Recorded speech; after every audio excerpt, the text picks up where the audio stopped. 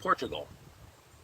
It's a small country attached to Spain, right on the Atlantic Ocean, well known for its seafood. Today, I will be taste testing Cole's Portuguese sardines.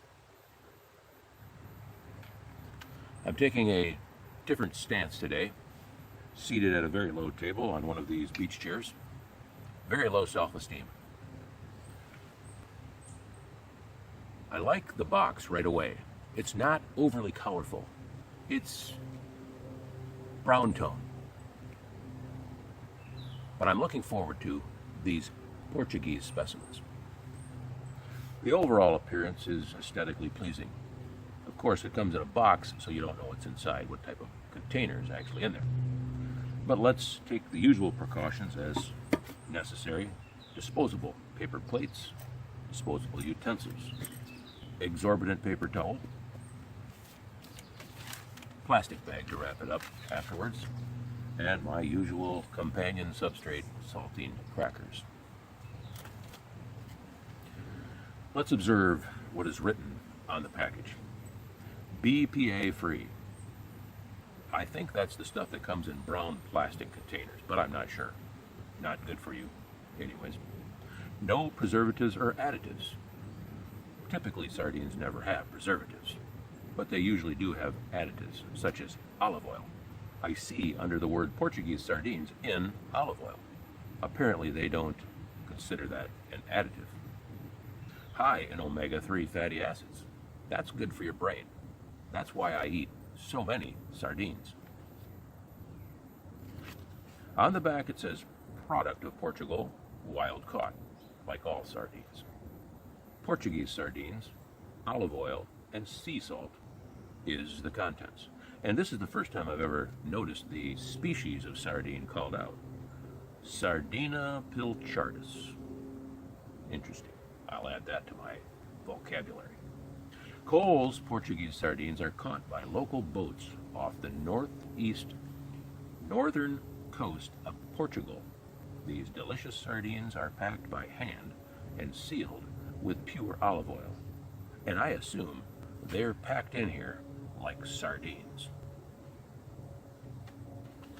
Further reading tells us that the date best before 31-12-2022. That gives us a couple years of safety factor. There is also a lot number, AL201B. In case we have some kind of a tragedy in the can, we can contact the company and say, lot number 201B was the culprit. That's just another safety factor that gives you a little bit more confidence in this brand. Well, I'm sure many of you would like us to get on with the taste test. Let's open the box and notice that inside we have one of those generic unprinted aluminum cans, which could actually be packaged anywhere in the world and then just said to have been caught in Portugal. The only way I would know that anything is different is if I noticed that the fish look somewhat different from those who I've found in other similar cans. There's another lot number on here and some other identification, and it looks like the can has taken one heck of a beating because there's all kinds of marks on it. But that could have been in my own mishandling. All right, let's give it a shot here. Listen for the signature air moving into the can. Air did not move in any direction. And it appears to be filled with oil, just as promised. My confidence level is heightening. A little pressure on, pull it back. And once again, you want to rock the can lid carefully back and forth as it just eases its way to the very last attachment. Makes a nice crisp sound when it breaks free, because you don't want to fling drops of oil all over yourself.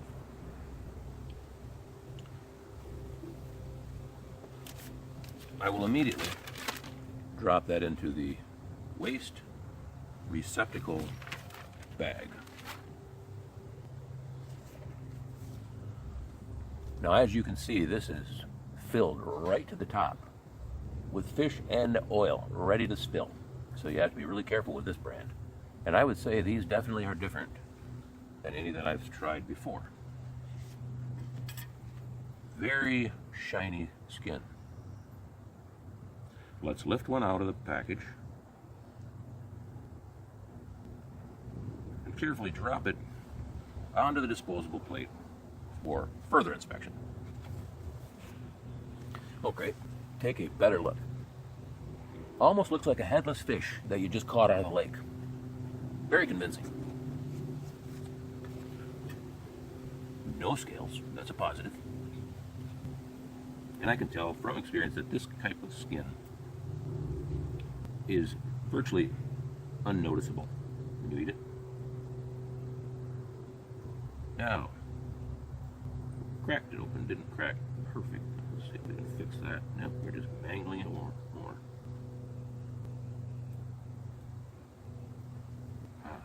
Getting better.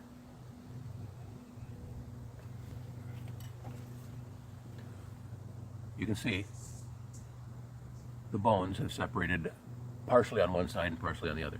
There are no innards in this fish. Don't have to worry about that if you're squeamish. Lots of dark meat though. I'm going to just remove the bone. I usually don't worry about that, or I'm not concerned.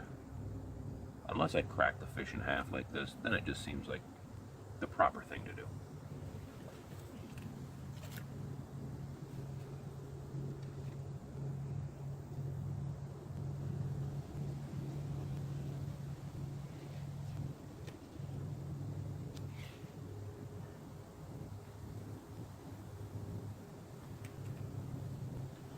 There. Small pile of aesthetically pleasing carnage, ready for some consumption. Or some sumption. I don't know. Maybe that's a word too. I always smell fish before I eat it. I don't know why. That's just not a good thing to do, but I guess I'm used to it. Well, here we go.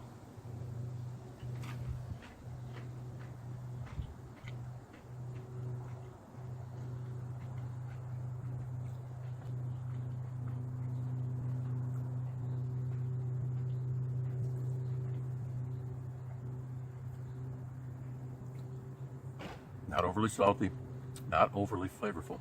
The oil apparently is not having much of a reaction or influence on the fish's flavor. Quite often when they're packed in olive oil, they seem to have a much stronger taste. Now, maybe it's the type of sardine. What was it? Sardina pilchartis. Yep, maybe the other Sildina something or other is not, or is more flavorful. So it's pretty wild. Obviously didn't taste the bones because I removed them. But let me try a more full-bodied specimen.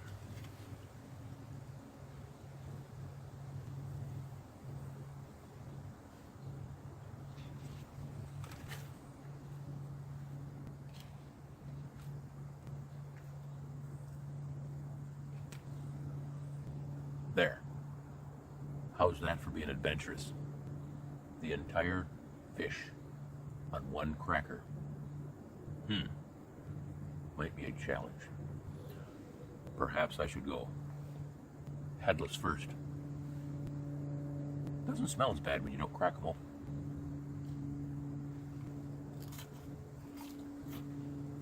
Oh, wow. Oh.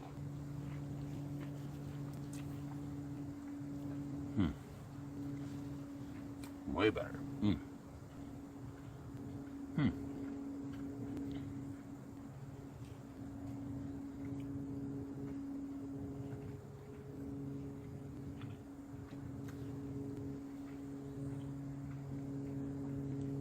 I'm beginning to figure the science of this taste testing thing out. Still haven't got the vocabulary yet. But that was much better. I think some of the flavor comes from the skin, and a combination of the skin and the oil. And when that's the first thing that your tongue tastes, it's a much more intense burst of flavor, rather than cracking it open. I'm going to say this is excellent. This is not overpowering, but now I got hiccups.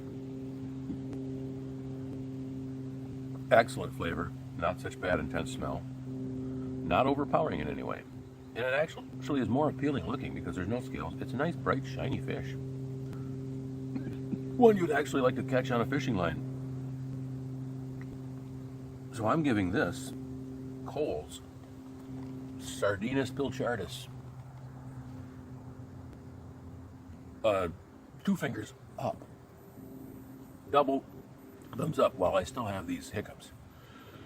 So I would suggest, if you find these, and I found these in a store in St. Paul, Minnesota, maybe you got to go all the way to St. Paul, or just go to the source in Portugal.